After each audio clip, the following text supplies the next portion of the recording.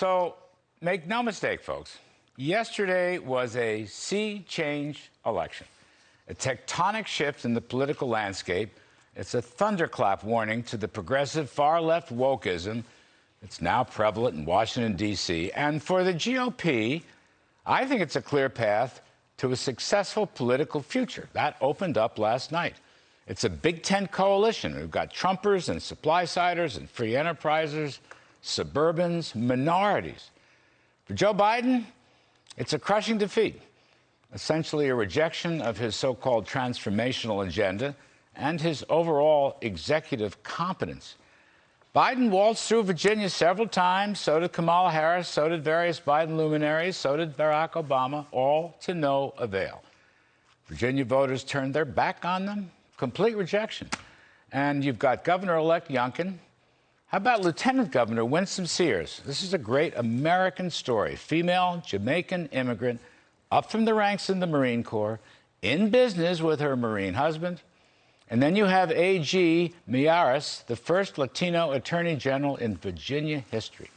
And the Republicans even won back the Virginia House of Delegates. This is a political ticket made in heaven. It's an extraordinary coalition.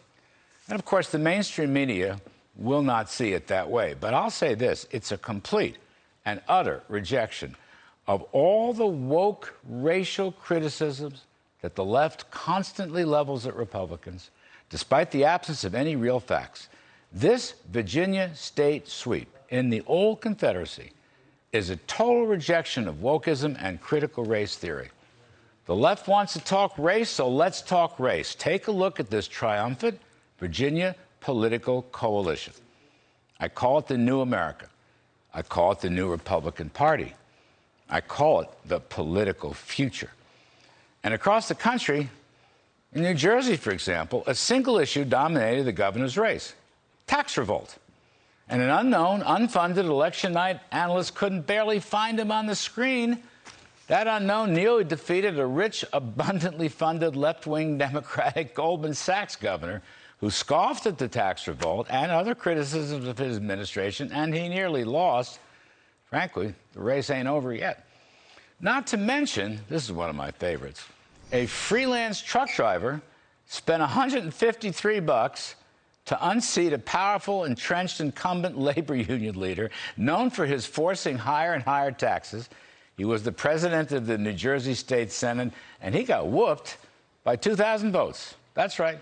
This truck driver revolution cost $153 to beat the entire political establishment. You gotta love it. Meanwhile, abolish and defund the police lost in Minneapolis. The Soviet Union in Seattle elected a female Republican district attorney. The Socialist City Council in New York doubled its Republican membership. And the new New York City mayor, Eric Adams, ran in support of the cops, in favor of education choice, against higher taxes.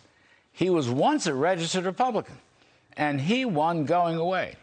Adams, by the by, campaigned hard against the socialist wing of the Democratic Party. How about them apples? Back to Virginia. The number one issue in the Fox News voter analysis showed the economy. Number one, 35%. And let's not forget, Glenn Youngkin ran on a platform to cut gasoline taxes and grocery taxes. Of course, he unflinchingly backed parents in the schools, fought off false flag racist attacks from the Democrats and their allies. Now, look I have no idea if the Democratic leadership in Washington, Mr. Biden, Mr. Schumer, Ms. Pelosi, all the left-wing progressive, all the big government socialists, I have no idea if they will learn from yesterday's election results. But here's what I think I do know. As long as the Dems go woke, they will lose big time. In next year's midterms, big time. And that surely opens the door to a GOP president in 2024. Make no mistake about this. Yesterday's voter results were a complete repudiation of the ideological transformation of the Democratic Party in favor of big government, socialism, cancel culture, cancel history, racial divide, high tax, income redistribution, inflationary government spending. A complete rejection. The entire agenda was on the ballot, and it was soundly trounced. So now we'll face the goings-on, Capitol Hill, see if any lessons were learned. Once again, of course, I renew my mantra. Hold on. Well, save America. Kill the bill.